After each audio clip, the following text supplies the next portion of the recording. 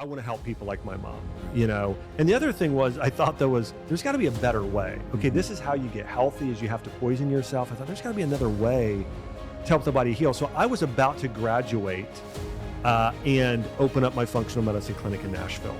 And then I got a call from my mom. We'll give you 4 months, 3 to 4 months. We'll redo a CT scan. And if it's not better, then we really have to start doing these treatments immediately. And something just didn't feel right getting off the table. And then even for the next few weeks, I felt worse and worse and worse. Finally, a couple months later, I woke up and I literally couldn't walk. I was in so much pain. And this was so surprising. My mom told me once, she said, "I'm glad I had cancer." I was like, really? Yeah. And she's like, you know what? Like, it caused me to grow closer to your dad. Mm-hmm. Like, we became so grateful for each other. It made me sort of like, you know, taught me to number my days, that I just wanted to make the most of every day and every opportunity. It allowed me to sit down and think about what the vision I was for my life and my reason to live. All right. Welcome, Josh Axe, Dr. Josh Axe. Thanks for being on with me today. Thanks for having me, man. It's so good to be here. Yeah, so good to be with you. You know, I mean, you know, I was driving here and I was telling my wife, Chelsea, who you've taken care of so many times too. I'm going to see you. So she wanted me to say, hey, tell her. You know, you've been our doctor for years. You know, you've treated, you know, my wife's knee probably 5 times, my back and a C joint, my, you know, almost every body part of me at least once. So thanks so much. No, thanks for being here. So you're, you know, chiropractor by training, functional medicine specialist, patient, father, husband, friend. Yeah. And so once again, thanks for being here. And let's get into that. When I met you in 2000, I think it was 2017, may have been 16 actually. I was 16. Yeah. And so I was in another Denver. state. Yep. And I was learning some things. Met Chelsea actually first. Yeah. And she's like, "Oh, you got to meet my husband." And so met you, and you know, talked for a little bit. And you're like, "Hey, we live in Nashville." I'm like, "That's great." And you're like, "Hey, give me a call," and gave me your phone number. And were you in Atlanta at the time or Boston? I was down in South Georgia, North Florida. Okay. Heading here to Nashville to open this practice. You know, stem cells, regenerative medicine, that sort of deal. And I remember, you know, I asked you what you did, and you're like, I do social media and healthcare. And I remark on that because as I've learned who you are, and as we talk over time, I go, that's the #1 health website in the world. Like, you know, big deal. And so I always speak to your humility on that, and you're always so very forthcoming and open with me. And so I want to tell you thank you for those things. But that was a long time ago, and we've been having conversations ever since. Yeah, you know, I've always seen, and I think actually the Latin term for doctor means teacher. You know, so I've always kind of seen myself, and I think you're incredible at this is being able to just teach others these principles, because like I want to be able to help people. Not just I don't want to just I do a lot in the nutrition world, so recommending vitamins, supplements, different sorts of diets and therapies, but I want people to also know why it works. I think it's more effective even from a placebo standpoint, but also I want people to also act as their own doctors. So that's something I've always enjoyed. That's why I was so excited to come on your show here, is I really have enjoyed, because you know, my mom had cancer. And I think one of the biggest things to help her heal was her understanding what was going on in her body, her educating herself. And I believe that with almost all my patients, is that, you know, when they know why they have hypothyroidism, why they have infertility, why they've developed this chronic pain in this area, they heal better. You know? And so tell me, let's go back to that story just a second about your mom, because I've heard that story from you personally. Yeah. And I want you to kind of tell me a little bit like where that started with her diagnosis, and then when you stepped in on that. Yeah. So well, it started a long time ago. I was in 7th grade going into 8th grade. My mom was diagnosed with breast cancer. And it was shocking because my mom was one of these, and this happens sometimes, right? Sometimes we have people in our lives that we know that are diagnosed with cancer. And it's shocking because you're like, well, that person's fit. That person's a CrossFitter or a triathlete, or that person generally looks very healthy. And that was my mom. That was the story. And so we lived in what I'll call the conventional medical system at the time. Anytime we were sick, the first thing we did is we took a drug. And so when my mom got her diagnosis, she went through chemotherapy in Columbus, Ohio, and she went through rounds and rounds and rounds of chemotherapy. I remember her hair falling out, her getting really sick. In fact, we had one point after her last chemo treatment, my grandmother came in to the house in a different room, and she said, "Josh, you need to go say goodbye to your mom." Wow. Because they thought she was going to die because she was so sick from that last treatment. And praise God, she survived. But what was crazy after going through all of the chemo is my mom was so sick afterwards. She got diagnosed with chronic fatigue syndrome, hypothyroidism, had chronic constipation, like 1 to 2 bowel movements a week for years. Wow. Just was really sick.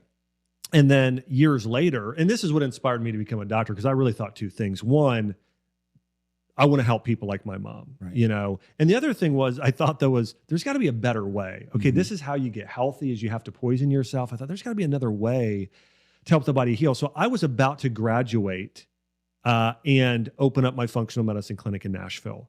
And then I got a call from my mom. And she said, just tears on the phone, Joss had been diagnosed with lung cancer. They want to go in, they actually want to do surgery to remove the tumors in 3 days. They then want to start doing radiation treatments. And she said, what do I do? I said, I'll be home. I was in school in Florida, back to Ohio. We sat down, prayed together. We felt really led to take care of her all naturally. We talked to the oncologist and they said, listen, we don't recommend it, but if you want to do this, it's not highly aggressive. It's moderately. So we'll give you 4 months, 3 to 4 months, we'll redo a CT scan. And if it's not better, then we really have to start doing these treatments immediately. And we're like, okay. So with my mom, we just changed everything. We did a blend of what we'd call probably like a biblical diet, and then took aspects of a Gershon therapy and Budwig protocol. The idea was to flood her body with nutrients, detoxify her body, and really help create a lot more, really help the body with oxygen, really get more oxygen in the cell. And we did this, and we followed this program of reishi mushrooms and turmeric and a lot of prayer and other therapies, but a full-on cancer protocol for 4 months. We went back and redid a CT scan, and we got a call from the doctor 2 days later, and they asked us what we'd been doing. We shared, and they go, I remember exact words were, this is highly unusual. We don't typically see this, but we have good news. Your tumors have shrunk in half. We need to see you again in a few more months for another CT scan. And then 9 months later, when we did that, it was complete remission. So my mom now, she just turned 71 last week. Wow. She's in the best shape of her life, really great. She said she feels better now in her 70s than she did in her 30s. And so, but we followed this whole holistic cancer protocol, which at the time, of course, every conventional doctor is saying you're crazy, there's no way. But, of course, now she's doing well. Yeah. For me as a conventional doctor, starting out that way, looking at those things, I know that the treatment at times, if you can, it kills you. Yeah. And that's really, she had breast cancer, but then came back with lung cancer. That's probably from the treatment that she had. That's right. Initially. Yeah. And so sometimes we don't understand that these drugs are going to poison you as well. And you may now have another problem with these things. Well, I remember reading a study, and it said most people that die of cancer, they die of secondary cancer, not the first time around, whether it's prostate or you're treating breast or something else. Yeah. So because when you do chemotherapy, you not only kill off those cancer cells, you're also basically damaging the mitochondria and the cells of every cell in your body. So that's why you tend to get something like metastasis or lung or something like that afterwards, because your immune system is so weakened and your detoxification system as a side effect of the, whatever conventional treatment there is. Yeah. So definitely something to think about. Right? Yeah. It's not what we and that's why I love what you do. One of the things Chelsea and I are my whole family is very conscious of now is it's like my health is so important. If I'm going to do something, I'm going to seek out the best doctors in the world. And that's how we, obviously I know we met you, but also, I mean, you've treated everyone from, the New England Patriots to Atlanta Falcons, the Tennessee Titans, to a lot of people we know. And we just saw such a great experience ourselves. Well, the other thing I really appreciate about you is that, it's like, I know that I can trust you, that if I go to you and ask you, hey, like you'll do everything you can to do things naturally. If you tear your ACL or you've got some sort of damage, like you'll also do the surgery in the most holistic way possible, right? Doing arthroscopic and some of those things. Like you did that on Chelsea. I don't know if you remember, you did, scoped her knee and did some stuff there. And she saw great results from it. Yeah, so she's still going with that knee, and she. Yeah, well, you just did. She was there. She saw you last month and got some PRP there. So that was great. Hey guys, we'll get right back to the interview in just a few seconds. If you enjoy conversations like these, then be sure to like this video and subscribe to my channel. This helps make sure you don't miss out on more videos we have coming your way. Let's get back to it. So piggybacking that, let's talk a little bit about, you had a recent illness. Oh yeah. Yeah. And so, you know, it was, I know for over, I mean, a good amount of time, you're in the bed, not doing great. Tell us about that. Yeah. So, I went in for I'll call it just a simple medical procedure. Okay. And it was around my disc. Now, listen, I was doing really well because I got stem cell a couple times and I was probably 95% better from those stem cell treatments. But I just had this little ache in my left QL. And I thought, okay, there's maybe still a little bit of an issue in my disc. And so I'm going to go in and have them just do a little something there, natural procedure, and I'll probably be fine. It was going to be real simple. And something just didn't feel right getting off the table. And then even for the next few weeks, I felt worse and worse and worse. Finally, a couple months later, I woke up and I literally couldn't walk. I was in so much pain. I mean, I felt like my disc was swollen. And I had to have an ambulance come pick me up. And we were in Puerto Rico at the time. Yeah, I remember. And they drove me to the hospital, took an MRI, and I asked to see I had a friend of mine who kind of set it up, and I got the report back that same afternoon, and it said I had discitis. I had an infection in my disc, in my bone, and then an abscess growing in my spinal canal of the infection. And I'm like, whoa, this is really serious. So then they had to take me. I didn't want to get the care. I mean, Puerto Rico was fine, but I wanted to get to the U.S. I wanted to get there's great doctors in Florida. So I had to, like on a movie. I mean, they put me on a gurney. They put me on a plane, flew me to Sarasota, Florida, met with an infectious disease doctor. And here's what he told me. He said, Josh, listen, this infection's really severe. He said, I just always want to be honest with my patients. He says, your best case scenario is you're going to have chronic pain the rest of your life. He said, the worst case scenario is, of course, you could die. This is a real serious infection. He said, all likelihood, you're going to be permanently disabled. We're likely going to have to go in here. They'll probably have to go in afterwards and fuse your spine and stabilize the area.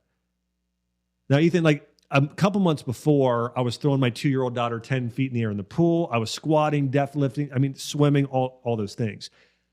And so to have a doctor tell me I was likely going to be permanently disabled, of course, was just for 48 hours, I was like a wreck. Yeah. And then I just really spent some time in deep prayer and felt like the Lord said, you're going to be okay. Because I'd been through this before, like my mom was told you have a 40% chance to live, less than 50, those sort of things constantly. And we've seen it with patients, but still it's pretty hard to hear. And by the way, I wasn't encouraged when I went and looked online, because when I read okay, how do people recover and heal from an infection in their bone and those sort, like what I had. And then the other thing was, here's the other crazy thing is, since I had it, there was another famous doctor. You would know him if I said, I don't want to say his name though, but he had the same thing happen to him, and he had to have his spine fused and rods put in there. Yeah. And then afterwards he had neurological damage and issues. And so I was like, I just had a real hard time here. And then I realized, you know what? I got a God that's bigger than my diagnosis, and I just need to focus on doing everything that I can. And so I called you. I called, Jordan Rubin. I talked to Rafael Gonzalez, a stem cell expert, and then Brian Scheipel. So those are I called you for. And I just said, and then actually another friend of mine, Gazzagoli, and I said, okay, I just want to put together the best possible plan I can to fully heal, Yeah. And so I mapped out like my next year of what I was going to do, everything from diet. I pretty much ate a lot of salmon, a lot of, meat and organic vegetables and things like berries and pomegranates and sweet potato. That was like my diet. I did a lot of herbals. I got on IV antibiotics. They said I'd need to be on them for 3 months, 6 months of IV and 6 months of oral. Mm-hmm. But I read a study on hyperbaric chambers. And it said if I got in a hyperbaric chamber every day, there was a study that found for 30 days, you can cut down your antibiotic time to 1/3. Yeah. So that I did that. I got in a hyperbaric chamber every day, and I only did the antibiotics for that period of time. And then once I was able to, I went and got stem cell. Mm-hmm. And actually I got ozone first. Yep. And then I got stem cell, and it really helped my recovery. Here's the crazy part though. I didn't walk for 10 months. Yeah. I didn't realize, listen, I generally knew this in the back of my mind because I talked to patients about it, but because the disc has such little blood supply, it takes a longer time to heal, especially if you're not doing regenerative therapies. Things can't get there. Yeah. The healing properties can't get to that place. Yeah. But eventually I was able to walk 10 months later. I was on a walker 2 months. And by the way, what's crazy is 2 years ago today, I was on a walker. Mm-hmm. So this wasn't that long ago. And then I just continued on with the process of doing the functional med. I spent a lot of time in the pool, but literally was bedridden for 2 years. And now I feel like I'm back about 100%. I think by the end of this year, I'll be back at 100%. Lifting weights. I just went on a snow ski trip for a week in Park City a few months back, and cycling, swimming a lot. And so I feel really, really good. Yeah. And so that's definitely part of the lesson, right? That there's sometimes that conventional things need to be used. Yeah, totally. But you take a good look at it first, right? Yeah. So, and if you need to put them together, you put them together. If you can go all natural, let's do that. Yeah. I totally agree. And the great thing is I don't have chronic pain every day. I feel great, and I didn't have to have any sort of fusion or anything like that. So I feel blessed. But thanks to you and a few of the other practitioners too for the advice. No, for sure. So you're somewhat of a new father. Yeah. Tell me about what that has meant for you and Chelsea, and just how you see life. Talk to me about that. Yeah, I have a 5-year-old, and then we had our 1-year-old here. Mm-hmm. So we have our 1-year-old, Aylin, and it's the greatest thing. It's the greatest thing being a dad. Like from here, I'm going to go to swim lessons for my 5-year-old, and our 1-year-old's doing something called ISR. I mean, it's so heart-wrenching. This ISR thing, they throw your 1-year-old in the pool at night and just have them figure out how to swim. They're crying the whole time. That's so good. We're glad we did it with our 5-year-old, so we're torturing ourselves again with that. But it's great. But I think that these experiences. So going back to something, actually, my mom said to me, and this was so surprising. My mom told me once. She said, "I'm glad I had cancer." I was like, "What? Really?" Yeah. And she's like, "You know what? Like, it caused me to grow closer to your dad. Mm-hmm. Like, we became so grateful for each other. It made me sort of like, taught me to number my days, that I just wanted to make the most of every day and every opportunity. It allowed me to sit down and think about what the vision I was for my life and my reason to live. Like, and now she actually helps other cancer patients, teaches them how to make, healing smoothies and what supplements to take. So, God used it for good. And I think the same thing with what I went through. It's allowed me, the hardest thing, maybe I've talked about this one other time. I don't know if I've actually talked about this on a podcast before, but when I was getting my treatments in Florida, mm-hmm. Chelsea we had to spend so much time in Puerto Rico, and then we had a home in Nashville. So, I mean, she was there with me a lot, but we had one period of time where I didn't see at the time, Arwen was like just around she was 2 years old, and I didn't see her for like 4 weeks. Wow. And I remember after seeing her 4 weeks, she came in the room, and I just wept so hard after she left the room, because I was like, when your kids are 1 and 2, they grow so much. If you don't see them for 4 weeks, I remember just thinking, I'm missing it. Like that was so hard. So I think having that experience of not being I'm grateful to just walk. Like listen, I like lifting weights, mm-hmm. and I like doing CrossFit. I like walking better, a lot better. So like now, even when I exercise, I do not exercise for vanity. Right. I exercise so I can be active in my 80s. Mm-hmm. I want to play pickleball. I want to swim. I want to water ski. I want to snow ski. I want to just spend time with my grandkids and family. So I exercise for longevity in that way now. And I just really, really focused on having great time with my family, great time with the kids, taking fun trips together. And I can always make more money, and, I do focus on my business, but it's really secondary to my, just creating a great family life now. Yeah, for sure. Mm-hmm. Yeah, no, I agree with all those things. And in a blink of an eye, they're 17 and they're telling you, "Hey, Dad, that's okay. It doesn't really matter what you do, because I'm not going to be here next year." That's what I. So it goes back quick. I will tell you too. Another thing though, if Arwen has an injury in the future, let's say she's in high school, she sprains an ankle, she hurts her knee, whatever. I know I'm sending her to you, but I know the regenerative medicine sort of stuff, either the orthopedic stuff or whatever, whether it's PRP or stem cell or whatever holistic treatments we'll do with her to help her recover faster. I mean, you probably take care of a lot of even high school, college age, injuries too at this point. We definitely, college, high school through college, all of the Kellum boys have had injections of PRP and stem cells. I believe what I preach. It's helped them to stay on the field and be active in all those things. And so, it's been good. That's great. So, one of the things that I love about you is the curiosity of things. And that's a little bit different than the mindset. And I want to talk just a second about the curiosity.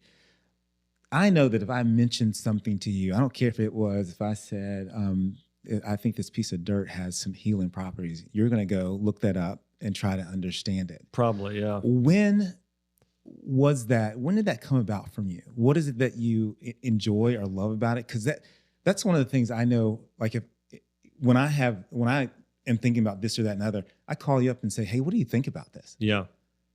Yeah. Well, I think that's two things. One, I think it's part of my natural, I think it's part of my personality and who I am and a gift. And I believe everybody has different gifts. There's plenty of stuff I'm really, really bad at. My wife will be happy to acknowledge some of those things. The stubbornness is definitely, a characteristic, getting frustrated or impatient too easily. But learning is something I've always, well, you know what? I shouldn't say there are certain things I love, and healing is one of them. I really think my mom being sick and then seeing her, what it was like when she did the right thing, that was really inspiring to me. I think the other thing is it's part of my biblical upbringing. One of the things that I have one of my favorite authors is a guy named Abraham Joshua Heschel, and he talks about living in a state of awe and wonder. Like if I think about people I like to spend time with, there are people that are like excited and curious. Like right now, like with my 1 and 5-year-old, everything's amazing. Yeah. Everything. This flower, this leaf, this bug, it's all amazing. That's a lot of fun to hang out with. That's part of the reason I think we love kids. It's so fun to hang out with people like that versus a nihilist. Everything's dull, everything's meaningless, who cares? That's not fun. And so I want to be reflective of, and I want to live in that state of awe and reverence of God, of my own body, of these things. And the other thing I found, part of my cup is filled up from seeing people experience healing and transformation. I know the difference it made in my life when my mom healed. I know a difference it made in my own life when I healed, in the lives of, some of my patients. Like I still today, it's crazy because when I opened my clinic in like late 2007 and I started having patients right away. So it's crazy to think 07, 05, that's 18 years. So like there are kids now, and I don't even know how this is possible because I don't feel like I'm that old. I feel like I'm in my 20s. I'm not.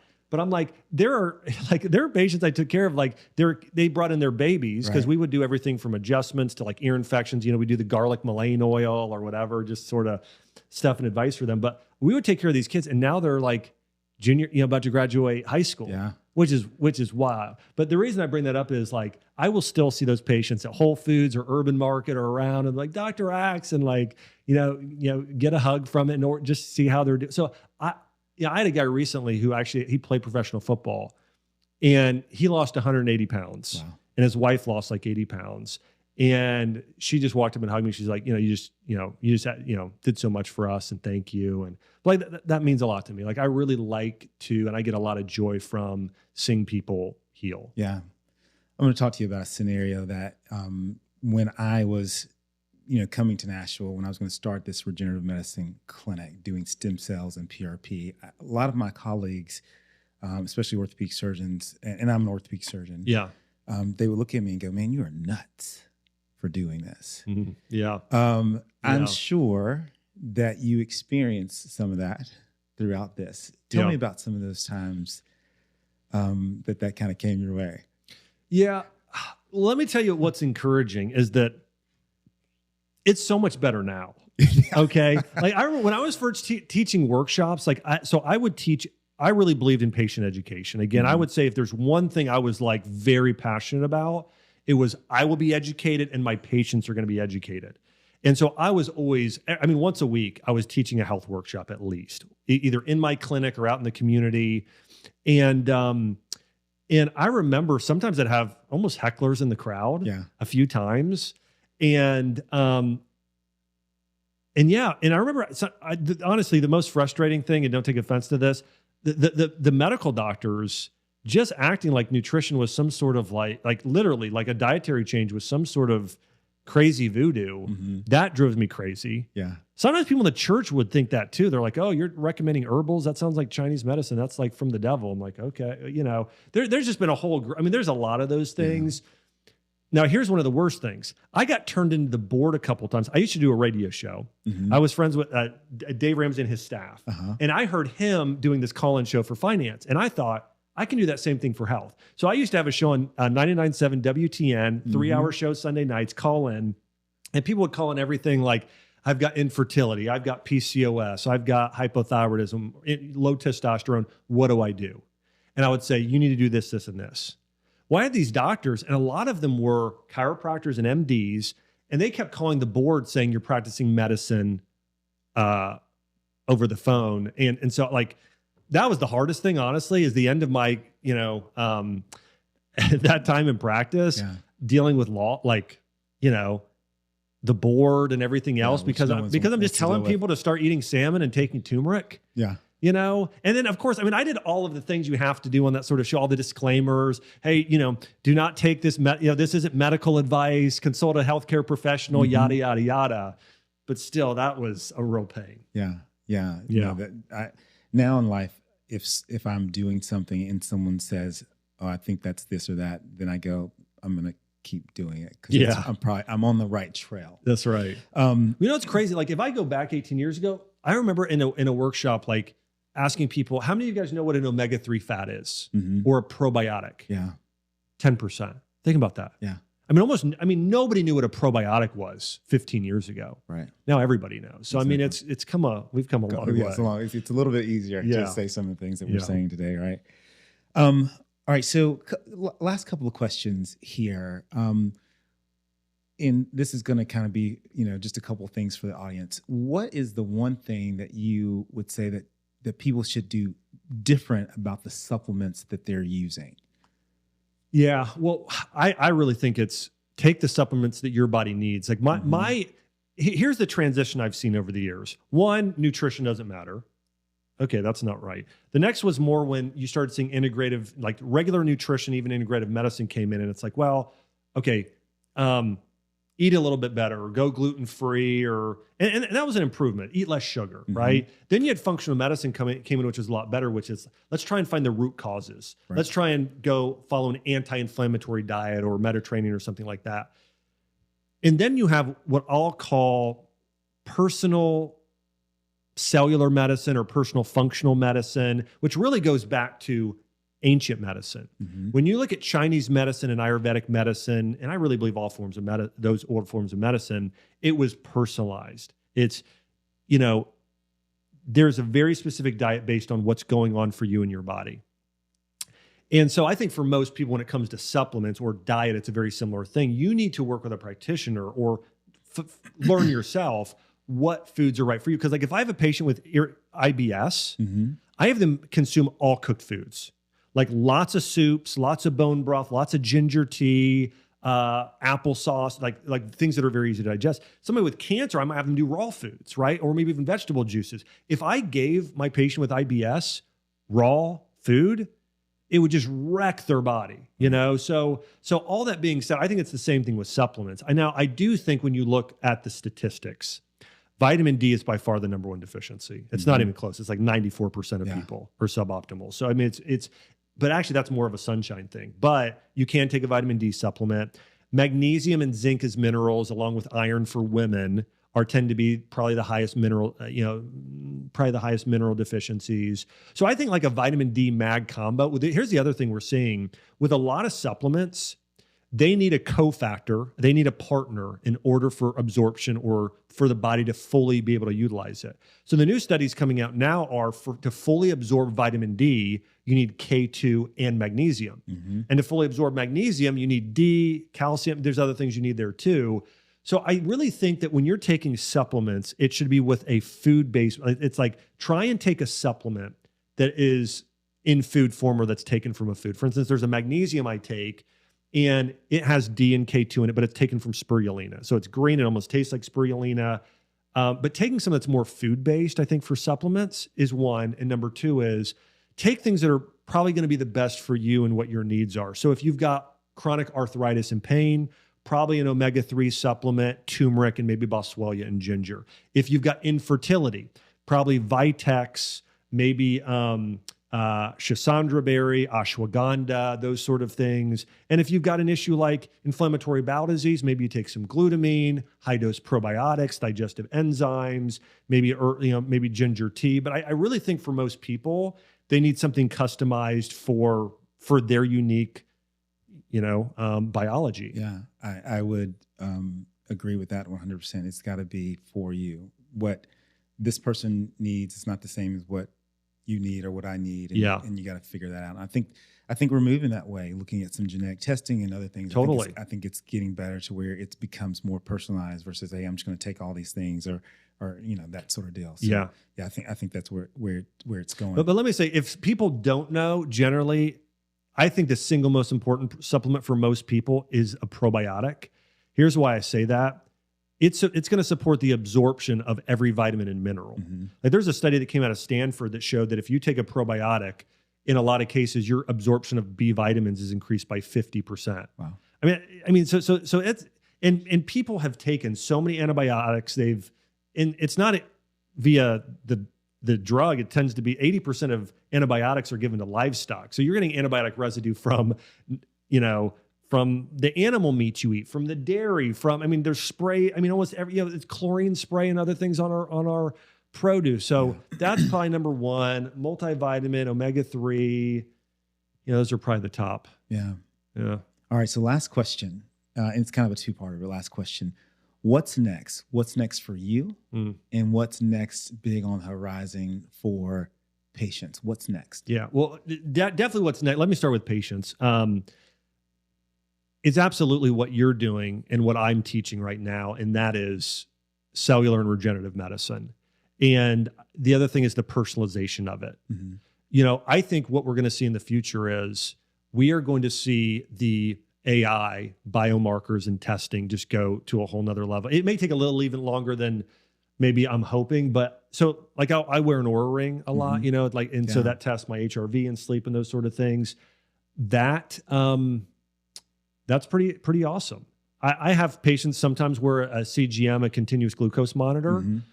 That's pretty great. But imagine if you could wear just one thing similar to a CGM, and on your phone it tells you every vitamin, every mineral, every amino you're deficient in, and then immediately tells you here's the exact food you should be eating right now. Here's the exact supplement you should be taking. Right. They could even do this eventually with like a stool test. Maybe this is 100 years from now, but every time you use the restroom, there's a urine sample and, and a stool sample to tell you what's going on in your microbiome. Maybe you just got back from a trip to Mexico. It'll immediately tell you if you have a parasitic infection. Yeah. So all that being said, I think the AI in medical testing and then being able to tell you need this stem cell therapy, you need this red light therapy, you need these sort of nutritional supplements. So I think the future is going to be AI in testing that's dynamic, not static, right? Because you can go and get traditional blood work today, and sometimes it's really, sometimes it's helpful, but it's not always that helpful. I think the more we can get into sort of what's really causing this or real-time things, that's beneficial. And I think for me, very similar, like I'm really focused on my podcast. My brother-in-laws and I we're going to do a clinic, and I'm mostly, I'm supporting them a lot in this, but also excited to be a part of doing some kind of cellular medicine, nutrition, supplementation with them. But for me, it's educating people on what you do. So so more people are aware of the power of regenerative medicine. Cause and the other thing is, I really think the more people can get back to living by design, the way God designed us, the better they'll be. Like we spend far too much time indoors, too much time on devices. Mm-hmm. I think one of the most healing things people can do is just get outside more. Yeah. Literally just spend more time outside, not on devices, connecting with other humans, other people, getting those circadian rhythms back in balance. And that's, sorry, I know you probably expect me to give 30-second answers. No, this is perfect. It's great. I'm working on a book right now. I'm writing with Will Cole, and it's on cellular medicine. Mm-hmm. It's going to be really cool. And one of the things we found is like we took the 9 hallmarks of aging, which is now 12. They keep adding to it, but anyways, we took 9. And then there was in ancient medicine, in Chinese medicine, Ayurveda, they had something called the 3 treasures. And that's all, it's synonymous with like body, mind, and spirit, but it was really connected to like looking at, okay, what causes people to be sick and where does it typically the cascade start or where is it most damaging? Yeah. And the ancients always believed it was your spiritual and mental health was actually the biggest thing that impacted your physical health. Yeah. So they would say, okay, if you've got relationship stress, you're going through divorce or a loved one dies, or you're not living out your purpose, or you don't know what your identity is. These things are more, or you're not connected to God and others. Like when you have those things going on, that causes cortisol to go up. Yeah. That causes melatonin to go down. That causes all your thyroid hormones to get off. Insulin is also going to go up. So what happens when you're emotionally unhealthy, like you're in an emotionally traumatized state, or you've had childhood trauma and you've never dealt with it, those things then cause this whole cascade of a gut microbiome issue. That turns on some of your epigenetic things. Well, now that's causing mitochondrial dysfunction, which is causing oxidative stress, which is called inflammation, which is causing senescent cells, which is causing stem cell exhaustion. Yeah. So I really think for a lot of people, the other thing that I'm passionate about in the future is helping people not only heal physically, but spiritually. Yeah. As a man thinketh. There you go. As a man thinketh. Because you've seen the same thing. Sometimes when people come in with autoimmune disease, just as often as it's poor diet, there's been stress that has triggered that, that dysfunction or that condition. Exactly. Yeah. Exactly. Yeah. Josh, Dr. Axe, it's been great always. This conversation has been going on for several years. I know it will continue. I'm very thankful for you as a friend, and someone that I can bounce so many ideas off of, whether it's business, family, health, all the things. I'm just genuinely thankful for you. Well, thanks so much for taking such good care of, my family and myself. So grateful of all your, care and treatment over the years. And, it was fun being on. Thanks. Yeah, same here.